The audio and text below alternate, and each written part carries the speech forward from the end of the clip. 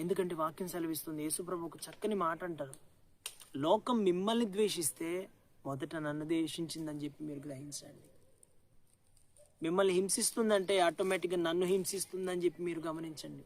పౌలుతో అంటారు ప్రభు, పౌలు సౌలుగా సంఘాన్ని హింసిస్తున్నప్పుడు దమస్కు మార్గంలో పౌలు ప్రయాణిస్తా ఒక ప్రదేశంలో క్రైస్తవులు ఉన్నారని తెలుసుకొని ప్రయాణం చేస్తా వెళ్తున్నప్పుడు సడన్గా యేసు ప్రభు యొక్క ప్రత్యక్షత సౌలుకి కలగడం, సౌలుతో యేసు ప్రభు మాట్లాడటం మనం గమనించగలుగుతాం. అప్పుడు ఒక మాట అంటారు, సౌలా సౌలా నీ వేళ నన్ను హింసిస్తున్నావు. వాస్తవానికి హింస పొందుతుంది ఎవరు? క్రైస్తవులు.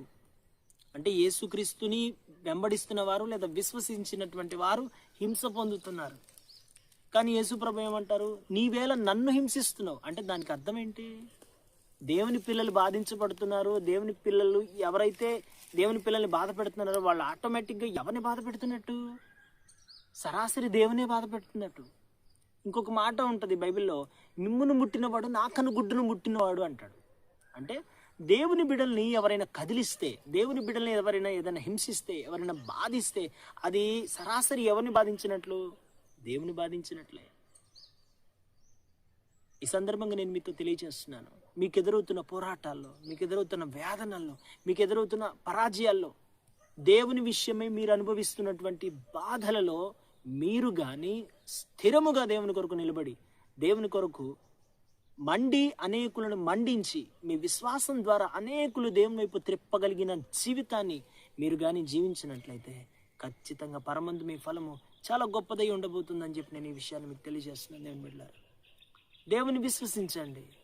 మనకి ఈ భూమి మీద శాశ్వతమైనది అంటది ఏదీ లేదు. మనకి శాశ్వతమైనది నిత్య జీవం, పరలోకం.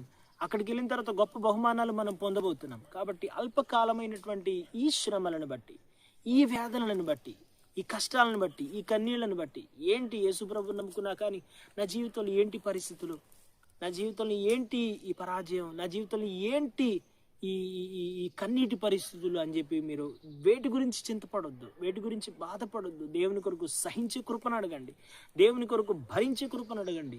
యేసు ప్రభు అంతటి దేవుని కుమారుడే భూమి మీదకి వచ్చి ఎంతో శ్రమను అనుభవించారు, ఎంతో బాధను అనుభవించారు. ఆయనకు అవసరం లేదు. ఆయన మాత్రమే కాకుండా